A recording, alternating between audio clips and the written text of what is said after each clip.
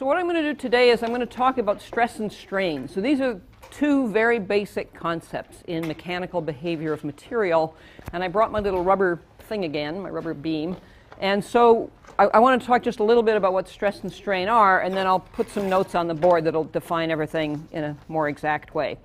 So you're probably used to the idea if I have my bar like this, I can pull on it like that, or I can push on it like that. So I can apply forces to it, okay?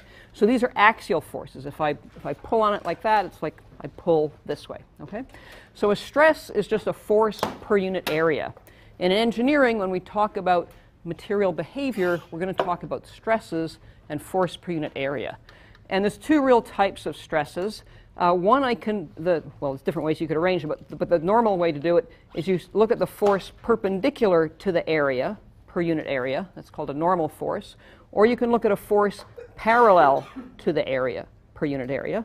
That's called a shear stress, okay? So we have normal stresses and shear stresses. So we'll talk about those today. And then on the rubber bar, you can kind of see that as I pull it, it actually deforms, and you can kind of feel how much deformation there is. We could pass this around and you could do it yourself.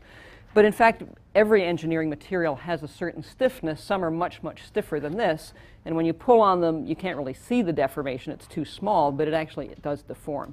And the strain is the amount of deformation per unit original length. So say we're going to write all this down, so you don't need to write down right now. So say I pull on it and it stretches a certain amount. The strain is that stretching amount, the deformation, divided by that original length, okay? And there's a normal strain and there's a shear strain that kind of correspond to the normal stress and the shear stress. So we're going to go over that today. And that kind of forms the basis of pretty much the rest of the class. We have to have stress and strain to do the rest of the class.